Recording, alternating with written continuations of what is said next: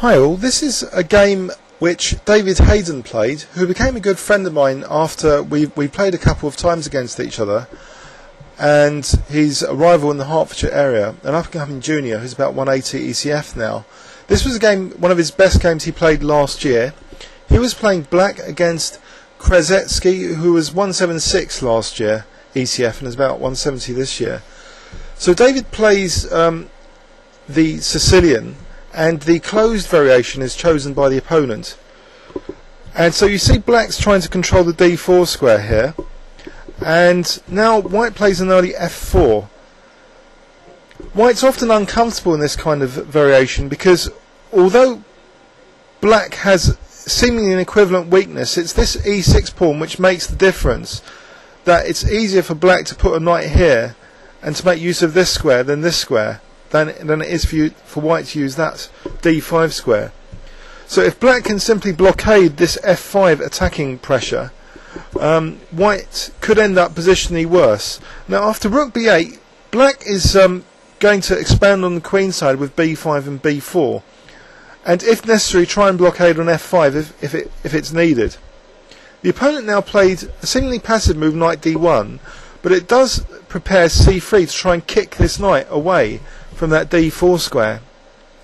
David played b5 anyway, and now after c3 he took on f3, which is slightly weakening the d4 square. That was a protector of the d4 square, this knight, and now he continues attacking these squares and increasing the pressure by playing b4. After h4, black now played h5, and now white occupied d4 by playing d4, but now we see a new battle emerging. After queen a5, white played e5, which is a little bit controversial because it does slightly weaken this square. So if black can exchange off these light squared bishops, this square may be useful to black later on, and this was the case in this game. Black now captured on d4 and then played bishop b7. So you see, following this plan of trying to make use of this square. Note also, black's pieces are qualitatively getting much better than white's. If we compare like the knights, you'll see that black's knight is much more active and can pop into f5, and white's knight is on the back row. This bishop is also worse than its counterpart because it's behind these pawns, and this bishop can come out attackingly to h6, or maybe later, if after d takes e, come out on via f8. So black's pieces are qualitatively better. But now black plays a beautiful move, queen d5, centralising the queen, and it's a very powerful blockade on the d pawn. So here you see black's got a big positional advantage, and in this position coming up now, black plays a move to win a pawn. Can you spot it? I'll give you 5 seconds. 5, 4, 3, 2, 1.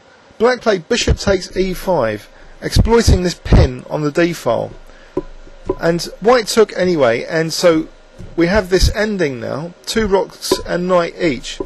Black's still positioning a lot better, and there's a lot of pressure here. So we see now black winning yet another pawn, so it's 6 pawns now for black and 4 pawns for white. And now knight f5, the black pieces are coming into the white position, and the king is getting endangered now. After knight takes h4 check, winning a 3rd pawn, and king f4, black played now king g7, and white had had enough.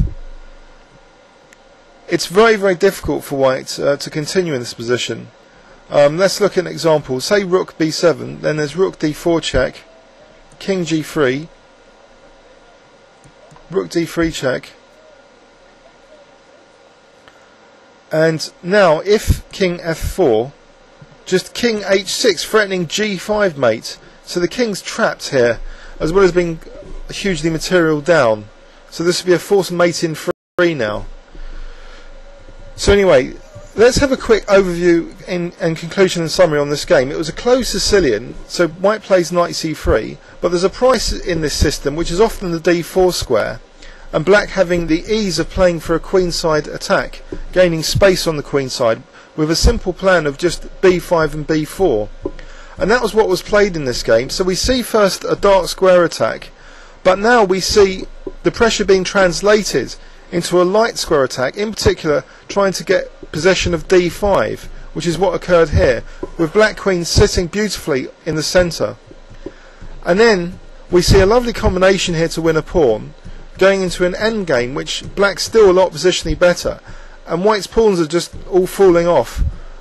And in the final stage, we see black winning the third pawn, and white's just resigned, actually, on rook d4 check or thereabouts. So it was an excellently played game by David, and he's an up-and-coming junior who I hope will be over 200 ECF one day in the future. And this game will show him in his early years. So I hope you enjoyed that, and see you on YouTube. Thanks very much.